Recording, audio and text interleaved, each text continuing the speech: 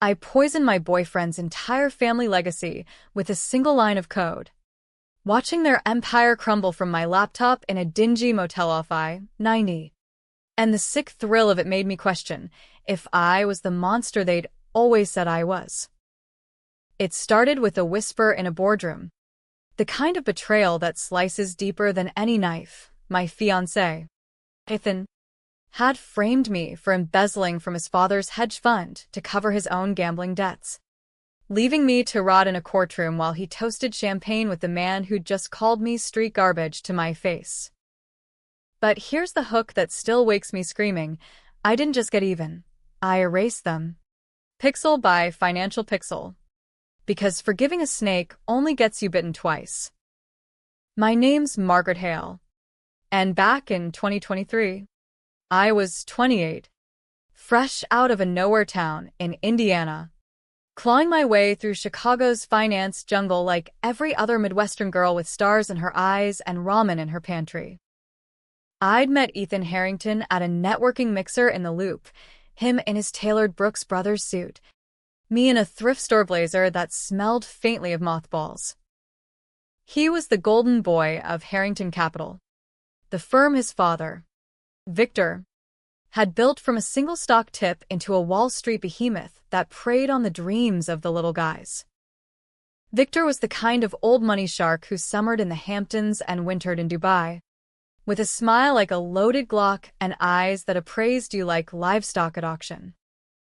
Ethan swept me off my feet the old-fashioned American way, private jets to Napa, diamond tennis bracelets that blinded me more than they impressed, and whispers of, "You're different. Mags, you get the real me." I bought it hook, line, and sinker. Hell, I even believed it when he proposed on the balcony of his Gold Coast penthouse, the city lights twinkling like they'd personally approved. We were set for a spring wedding at the Drake Hotel, the kind where socialites in Chanel air kiss and photographers from town and country snap candids for the society pages. I was trading my beat-up Civic for a seat at the Harrington table. Or so I thought. But secrets have a way of bubbling up like bad moonshine. It hit me 6 months before the wedding, during a routine audit at the firm. I'd been Victor's personal assistant, code for glorified spreadsheet jockey, but I'd caught anomalies in the books. Sloppy transfers to offshore accounts, disguised as consulting fees. I mentioned it to Ethan one night over takeout Thai, thinking we were a team. "Babe, it's Dad's way of diversifying," he said, waving it off with that boyish grin. "Don't sweat it. You're family now." Family. The word tasted like ash even then. Turns out, those fees were covering Ethan's black hole addiction to high-stakes poker in Atlantic City. He'd lost 7 figures in a single weekend, and Victor, ever the patriarch, had covered it by cooking the books, funneling client funds through dummy core. But when the SEC started sniffing, Victor needed a fall guy. And who better than the outsider with no pedigree? The girl from the Rust Belt who'd just signed an ironclad prenup waiving her rights to everything? The boardroom showdown was straight out of a Scorsese fever dream. Victor, 62, and built like a retired linebacker gone to seed, leaned across the mahogany table, his Rolex glinting under the fluorescence. "Margaret," he drawled, that southern drawl he'd faked since Vanderbilt. "You've been a fine addition to the team. But let's cut the bullshit. We've got footage you're logging rerouting those funds. Step down quietly, or we bury you." I laughed, a hollow bark that echoed off the glass walls. "Footage? Victor, I was in Milwaukee that week for my sister's funeral. Lie detectors be damned. Grief makes you bold." Ethan stood beside him, avoiding my eyes, his jaw clenched like he was chewing glass. That's when Victor dropped the bomb. "Doesn't matter. Sweetheart. Your street garbage we scraped off our shoe. Sign the confession. And maybe we don't press charges that land you in Supermax with a real trash. Street garbage. The words landed like a sucker punch. Echoing the taunts from my trailer park childhood, the white trash labels my mom wore like a badge after Dad split for Vegas with the rent money. I signed, tears blurring the ink, because Ethan squeezed my hand under the table and mouthed, "I'll fix this." He didn't. The plea deal got me 18 months in federal lockup at Alderson, the camp for white-collar women, where I folded laundry for inmates who'd once run Ponzi schemes bigger than Victor's ego. Prison was a slow bleed.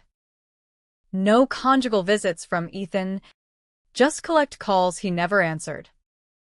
Letters from Victor's lawyers threatening to revisit my sentence if I talked.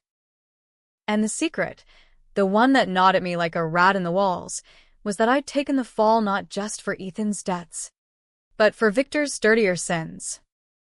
Whispers from a former exec, smuggled in on contraband Vanity Fair pages. Victor hadn't just skimmed, he'd tanked a pension fund for steelworkers in Gary, Indiana, my home turf, forcing retirees into breadlines while he bought another yacht. I'd covered for the Harringtons twice over. Once by accident when I flagged the transfers too late, and now deliberately, because Ethan swore it was one last favor for us. Out on good behavior in 2025, irony's a bitch, I emerged into a Chicago baked under July heat, the city humming with oblivious energy. My old apartment was sublet, my savings garnished, and Ethan, married to a debutante from the North Shore, posting yacht pics on Instagram while I couch-surfed at a halfway house. Victor's empire had ballooned in my absence.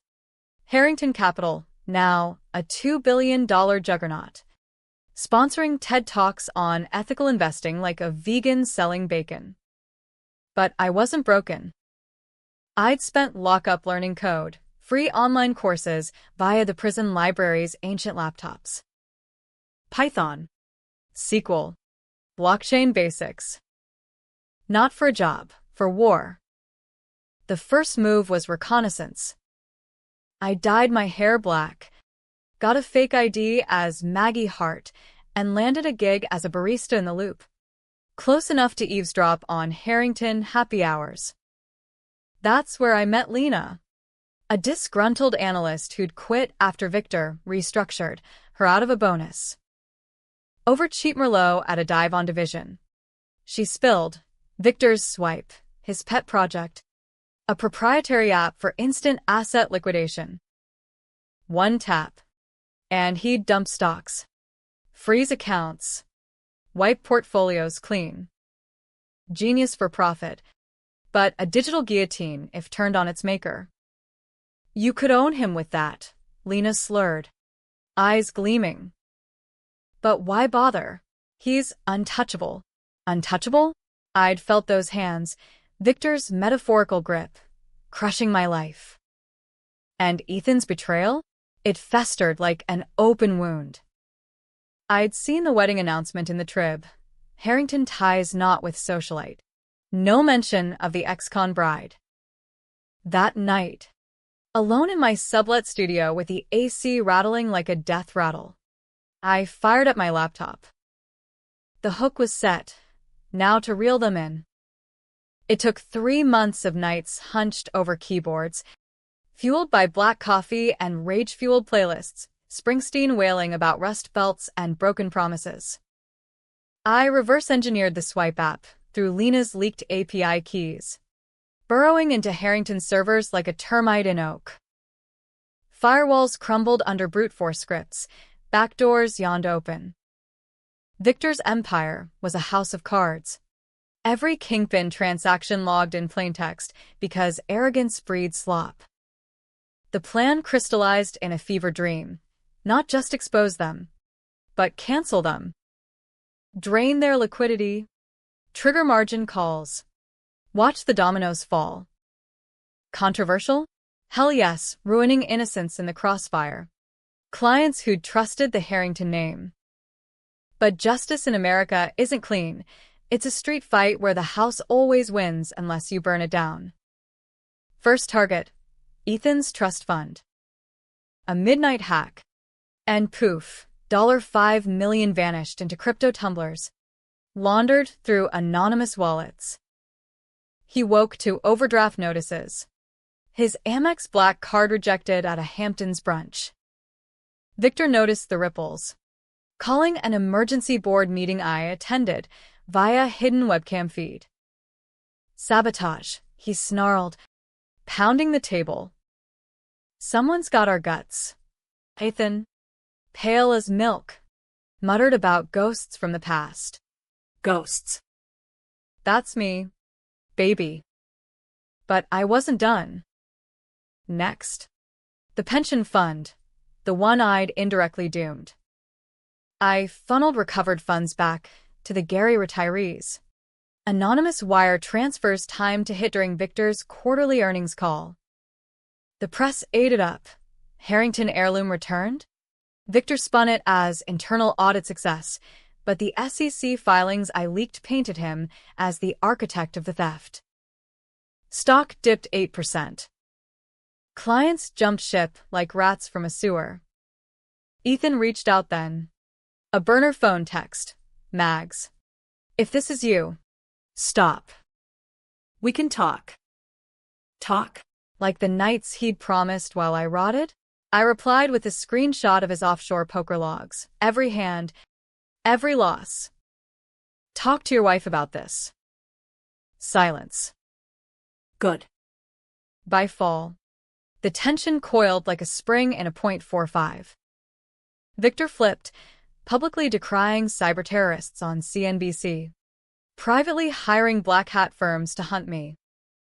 Lena warned me off, but she'd flipped too, taking a consulting gig back at the firm.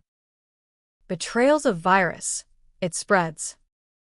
I holed up in that I-90 motel, screens glowing like casino slots, coding the kill shot, a swipe macro tuned to Victor's personal holdings.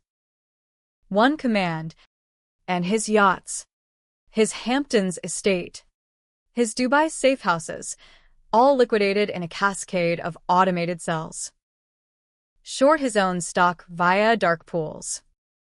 Freeze his family trusts. Cancel everything. The night before execution, I stared at the cursor blinking like a heartbeat. Was this revenge or suicide? The Harringtons had broken me, but rebuilding on their bones, what did that make me? Victor's words echoed, street garbage. Maybe I was. Maybe we all were. In this godforsaken meritocracy, where the rich eat the poor and call it dinner. Fingers hovered. Enter. The swipe hit at 3:17 a.m. EST. A digital nuke detonating in the quiet hum of servers scattered from Jersey to Silicon Valley. I watched it unfold on split screens, Harrington Capital's ticker plunging like a junkie off a ledge. Victor's net worth evaporating from 9 figures to spare change in under an hour. Alerts blared. Margin calls on steroids. Brokers dumping Harrington bonds like toxic waste. Ethan's texts flooded in. What the fuck? Mags? Dad's having a stroke, but I was already ghosting. VPNs layering like onion skins. My IP bouncing from Chicago firewalls to Tokyo proxies. Dawn broke gray over the motel's parking lot. Semis rumbling past like indifferent gods. I packed my duffel, laptop, burner phones, a wad of cash from pawn jewelry, and hit the road south on I-55. Radio crackling with WGN's morning shock jocks dissecting the Harrington hack. Folks, this ain't some script kiddie, one barked, voice thick with coffee and cynicism. This is surgical. Someone with a grudge and God-level code. The other chuckled. Or the ghost of Bernie Madoff. Pass the donuts. Grudge? Understatement of the century. That buried secret, the one I'd carried like a tumor, had metastasized. It wasn't just Ethan's debts or Victor's pension raid. During my audit days, I'd uncovered emails. Victor hadn't built his empire clean. In the 90s, he'd fronted dirty money for Chicago mob loan sharks, laundering it through real estate flips in Cabrini Green before the Olympics scrubbed the stains. One deal gone south, a warehouse fire that killed 3 undocumented workers, and Victor walked, pinning it on a fall guy, my uncle, Tommy Hale, a small-time plumber who'd done side gigs for the crew. Tommy took the arson rap. 15 years in Stateville. Died of pneumonia in 2002. Mom never recovered. That's why I fled Indiana, vowing to outrun the shadows. Ethan knew. On a boozy weekend in Door County, he'd confessed over bonfire embers. Dad's past is complicated. But he protected the family. Protected? By letting my blood pay for his sins? I'd swallowed it then, chalking it up to old sins, but prison time ferments truth into venom. Victor hadn't just called me garbage. He'd built his throne on my family's bones. The drive to Gary was a blur of flatlands and fast food exits, the kind of heartland desolation that chews up dreams and spits out statistics. I pulled into the old neighborhood, shotgun houses sagging under snowless December roofs. The steel mill's smokestacks silent ghosts against a pewter sky. Mom's trailer was gone, bulldozed for some half-assed revitalization project. But Aunt Rita still held court at the VFW hall, slinging pierogies to vets nursing PBRs. She spotted me through the fogged window, her face crumpling like wet newsprint. Maggie? Jesus. Mary. And Joseph. Hugs that smelled of cigarette smoke and regret. Then the floodgates. How Tommy's name got whispered in vindication circles after the hack. Retirees toasting, Hale's niece like I was Robin Hood in heels. You did good, kid, Rita rasped, pressing a flask into my hand. But watch your back. Harringtons don't forget. Too late for that. By noon, my phone buzzed with a blocked caller, Victor's gravelly timbre, patched through a lawyer's line. Margaret. Clever girl. But this ends now. Meet me at the old warehouse on 95th, midnight. Come alone. Or I drop your uncle's file to every DA from here to Springfield. The real one. The real one. The twist of it hit like whiplash. Victor had the evidence, buried deeper than Jimmy Hoffa, leveraged to flip the script. Cunning bastard. He'd let me strike first, then counter with the truth that painted me complicit. Because yeah, I'd seen those emails, filed them away without a peep. Covering for Ethan meant covering for Victor's ghosts too. Was I avenging Tommy? Or just laundering my own guilt? Midnight found me in the warehouse's skeletal husk, wind whistling through chain-link fences like banshee wails. Floodlights from passing trains carved shadows long and jagged. The air reeked of rust and rat shit. Victor waited in a folding chair scavenged from God knows where, flanked by 2 ex-cops turned security, big guys with bulges under their windbreakers that screamed off-duty. No, Ethan. The boy was probably sedated in a panic room. You look good, Margaret, Victor said, lighting a Monte Cristo with a Zippo that probably cost more than my motel tab. Prison agreed with you. Harden that soft underbelly. Save the charm. Vic, I shot back. Hands jammed in my parka pockets, fingers brushing the .38 I'd bought off a fence in Calumet Park. Controversial as hell. But America's gun culture whispers self-defense like a lullaby. You wanted to talk terms? Spill. He exhaled smoke rings. Rings of a man who'd outfoxed feds and fiends alike. Terms? This is family. Darlin'. Ethan's in pieces, divorce papers signed, trusts frozen. You in the battle. But the war?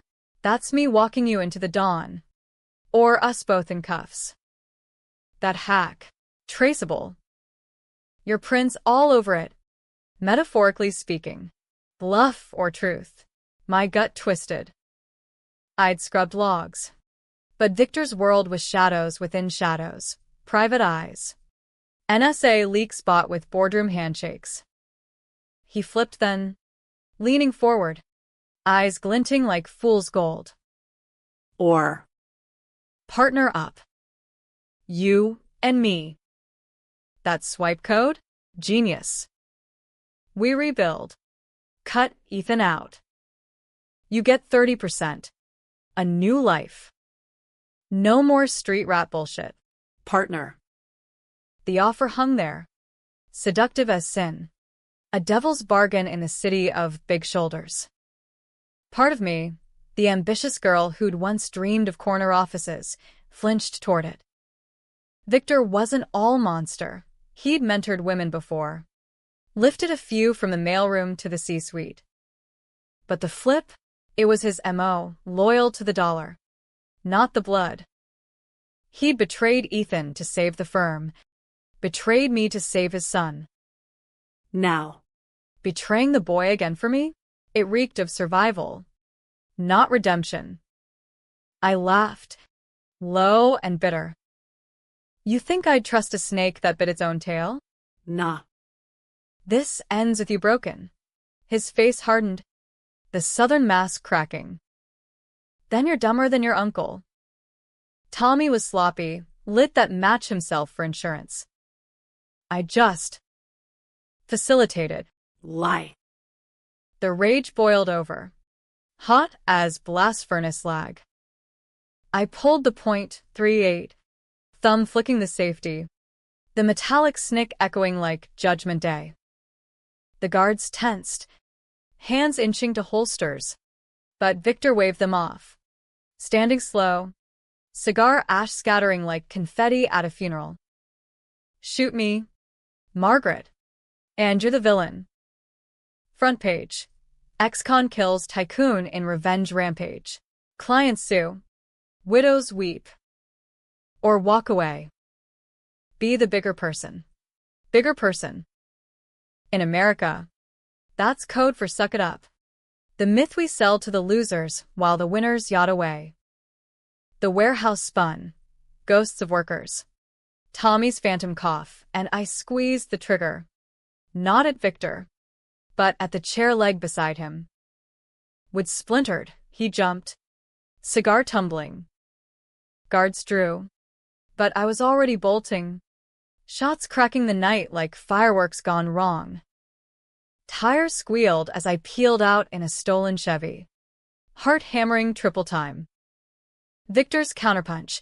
He'd leaked just enough to the Sun-Times. Anonymous tips framing my hack as extortion tied to organized crime, nodding to Tommy's arson. Public opinion split like a fault line. Justice for Harrington trending with Avenge the Rust Belt pushing back. Talk radio pitted self-made Titan versus vengeful felon. Hosts like Rush's echoes stirring the pot. Was I hero or harpy? Even Rita called. Voice wobbling. Maggie. Honey. Is it true about your uncle? Doubt crept in. A thief in the night. I'd canceled their world. But at what cost? Ethan's voicemails pleaded now. I love you. I fucked up. Come home. Flipping from ghost to beggar. Victor's offer echoed. A siren's call. I holed up in a Gary Flop house. Screens alive with chaos. Harrington stock at penny levels. Victor testifying before Congress on cyber threats, his face a mask of wounded gravitas. The climax brewed in D.C. 2 weeks later. Victor, ever the operator, summoned me via courier, a plane ticket and a note, Warehouse 2.0. No games. Controversy peaked. Leaks suggested I was the embezzler reborn. Hacking for mob payback. Feminists rallied online. Smashed the patriarchy pipeline while finance bros decried woke vigilantism. No one clean. Victor a hypocrite. Me a mirror of his ruthlessness. I boarded the red eye.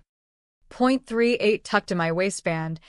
Code compiling on my tablet for the final swipe. Not just assets, but reputation. Dox his donors. Expose the mob ties. But as the plane droned over Appalachia, Ethan's last text burned.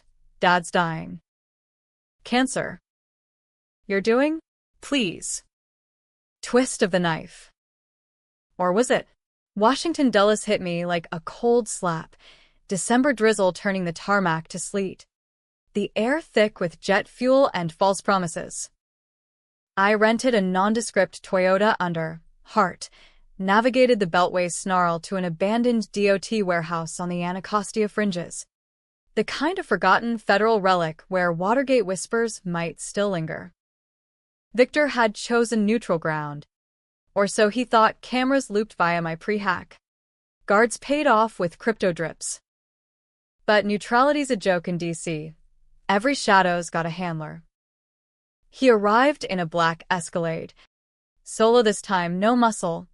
Just a man diminished. Chemo gaunt in his cashmere overcoat. Cancer. The word landed like fallout from Ethan's text, eroding my certainties. Victor extended a hand, papery and trembling. Truce. Margaret. For old times. Old times? I ignored the hand, stepping into the warehouse's cavernous chill. Fluorescent buzz flickering like a migraine. Pallets of obsolete filing cabinets loomed, ghosts of bureaucracy past. You summoned. Vic. What's the play? Congressional immunity for your hacks. Or just a pity fuck before the Reaper calls collect. He chuckled, a wheeze that rattled like loose change. Sharp as ever. Sit. We perched on crates, the .38 heavy in my coat like an anchor. Victor lit no cigar. Doc's orders, he said, and Dovin, voice a confessional murmur. Ethan told you about the cancer? Stage 4. Pancreas. 6 months. Tops. That's why the offer. Legacy. Darlin'. Not for me, for him. You gutted us. But the boy's clean. Give back the codes. Walk with a settlement. 10 mil. New identity. Start over in Belize? Somewhere the sun shines on second chances. Second chances. The American dream repackaged. Sold by the guy who denied me mine. But the flip, Victor's eyes, hollowed by morphine and memory, held a flicker of something raw. Regret? Or calculation? He leaned in, breath minty with denial. And Tommy. I didn't kill him. The fire? Mob shit. Yeah. But your uncle knew the risks. Plumber my ass. He was running numbers for Frankie Teeth. I covered it to keep the peace. Saved lives. Margaret. Yours included. Bullshit. Polished to a gleam. I pulled the tablet. Screens glowing with dossiers. Digitized 90s indictments. Redacted but readable. Victor's signature on shell company deeds. Payoffs traced to the outfit. Saved lives? Or bought silence? You let my family shatter while you yachted. Ethan's debts? Your education in consequences. And me? Collateral. Like those Gary widows. Victor's mask slipped, anger flaring brief as a match. You think you're saintly? That hack clients ruined. Suicides in the wings. Old lady in Milwaukee. Pension wiped. Jumped from her balcony. Your swipe. Your blood. He flipped then. Soft again. Hand on my knee, paternal. Invasive. We're the same. You and I.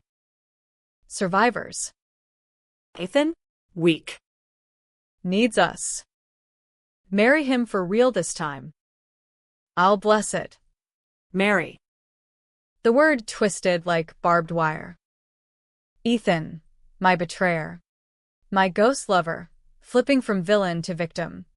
Cancer his alibi. I jerked away. .38 out now. Barrel steady on his chest. Same? Nah. You built on bones. I just toppled the tower. The warehouse door banged open, Ethan. Wild-eyed. Brain slicked. Coat flapping like a cape in a bad noir.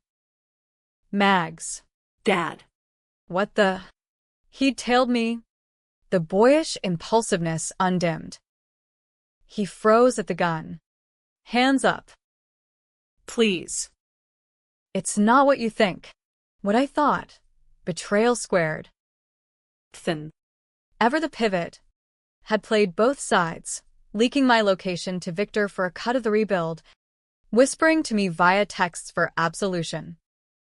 His eyes darted, father to fiancé. Plea to calculation. I didn't know about Tommy till after. Dad confessed on his deathbed. We can fix it, all of it. Together. Together. The word poisoned the air. Victor nodded. Sly as a fox in hospice. See? Family. But the twist hit me like a gut shot. Ethan's phone buzzed visible in his pocket, sometimes alert. My face plastered. Fugitive coder linked to mob legacy. Victor's leak. Timed for this moment. Cops en route. Sirens faint in the distance. Rage crested. A tidal wave of the betrayed. I thumbed the tablet, final swipe executing. Not just Victor's remnants, but Ethan's hidden nest eggs. The debutante wife's trusts. Every dirty dollar digitized. Fix. You both used me. Ethan for your sins. You for his. Street garbage? That's your mirror. Ethan lunged. Grappling for the gun, Victor shouted. Frail but fierce. Chaos erupted, wrestle on concrete. Tablet skittering. .38 discharging wild into a pallet. Sparks flying like 4th of July fallout. Ethan pinned me. Breath hot on my neck. I loved you. Swear. Lie or truth. His eyes, those Lake Michigan blues, held the boy I'd fallen for. Buried under layers of Harrington rot. Victor rose. Coughing. Grabbing the tablet. Enough. He smashed it under heel. Screen spiderwebbing. But too late. The swipe cascaded. Servers across the globe auto-executing. Harrington's ghost empire flatlined. Brokers locked out. Assets seized by automated IRS flags I'd coded in. Victor crumpled. Clutching his side, not cancer. A graze from the stray shot. Blood bloomed dark on cashmere. Sirens wailed closer. Red-blue strobing through cracked windows. Ethan released me. Horror dawning. What have you done? Me or us? The three of us, locked in tableau. A twisted trinity, faced the reckoning. Victor. Wheezing. Run. Boy. She's poison. Ethan hesitated. Then bolted for the door. Flipping one last time. Abandoning father for self. I stood. A .38 dangling. As feds breached, vests and shouts. Cuffs cold on wrists. Victor met my eyes. A ghost of respect in his. You win. Kid. But at what price? The price. Everything. Headline screamed cyber siren surrenders. Harrington air flees amid scandal. Public cleaved. Margaret Manifesto viraling with tales of Rust Belt redemption. Countered by lock-her-up chants from finance forums decrying anarcho-feminism. Ethan's trail vanished to Cayman whispers. Victor clung to life in GWU Med. Spilling half-truths to prosecutors that painted him martyr. Me monster. Interrogation room. Fluorescent hell. Coffee like motor oil. Feds hard-nosed from Quantico grilled. Why? Hail? For the money? The thrill? I stared at the two-way mirror, seeing the girl from Indiana, hardened to obsidian. For the ghosts, I said. Tommy's. The workers. My own. But doubt gnawed. Had I avenged, or just perpetuated the cycle? Victor's offer echoed. Partner. Rebuild. Was mercy the real swipe? Trial loomed, a circus in federal court. But the twist brewed in holding, a smuggled note from Victor's bedside. Scrawled shaky. Ethan's pregnant her. Grandchild. Yours too. If you want. Blood or not. Legacy's a chain. The courtroom in the Dirksen building was a pressure cooker, January 2026. Chicago's wind howling outside like the city's own fury. Inside a gallery packed with vultures, reporters from Cranes tapping furiously. Retirees from Gary clutching faded union banners. Wall Street suits sneering in pinstripes. I sat cuffed at the defense table. Orange jumpsuit a badge of inverted honor. My lawyer, a pro bono firebrand from the Innocence Project, whispering odds. Please your best shot. Mags. 20 years. Maybe less with good behavior. 20 years. Back to Alderson's laundromats. Folding sheets stained with other women's stories. Victor testified first. Wheeled in like a deposed king, for drip and oxygen mask, but eyes sharp as ever. He flipped for the cameras.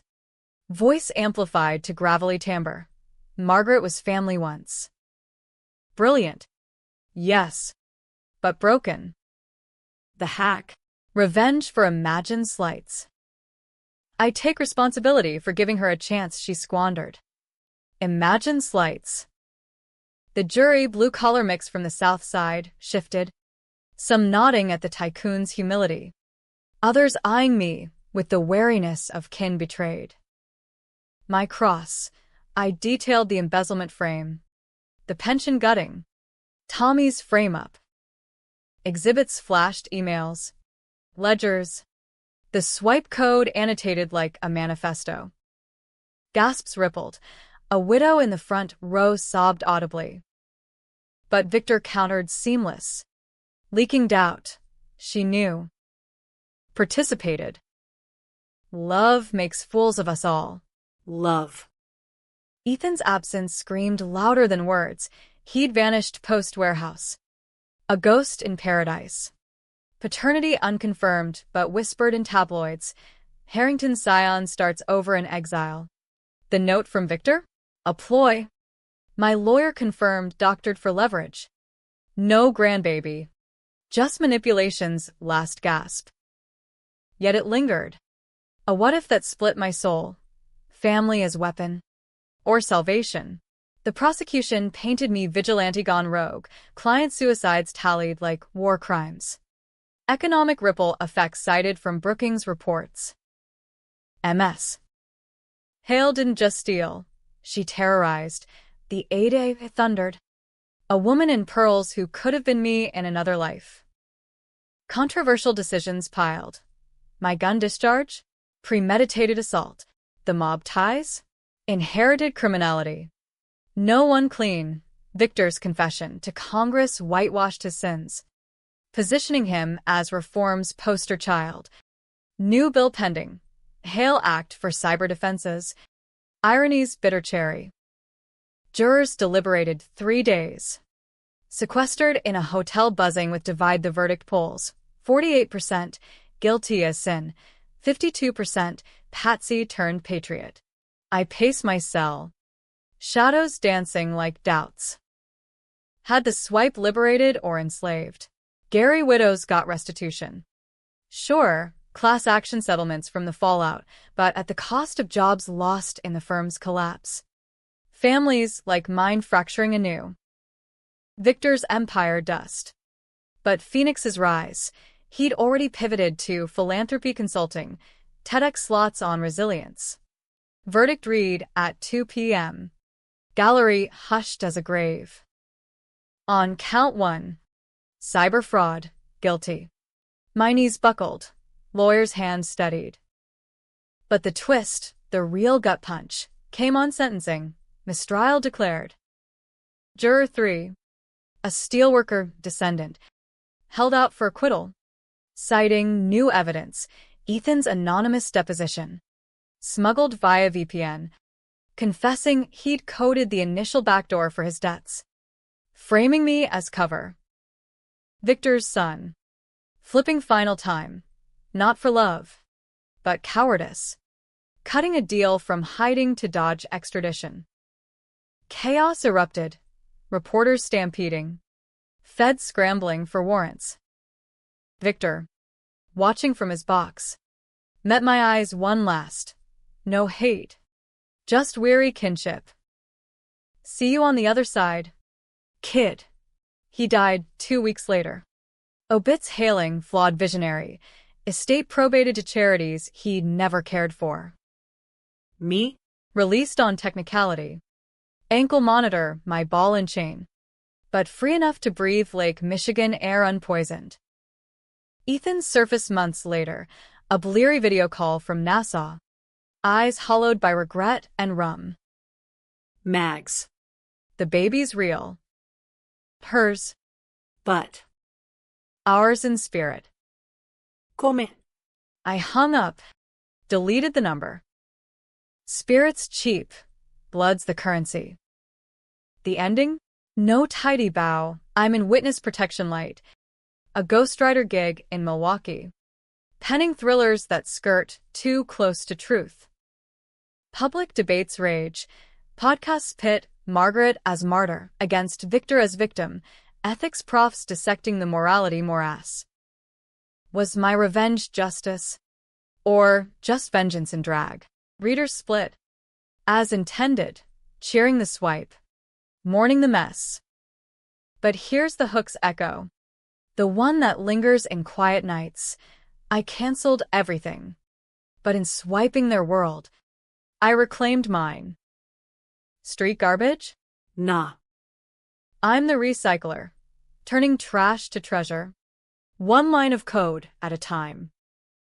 And if Ethan calls again? Well. Forgiveness is a luxury good. In America, we pay full price, or walk away scarred but standing. The end, or just intermission. After all, empires fall, but grudges, they reboot.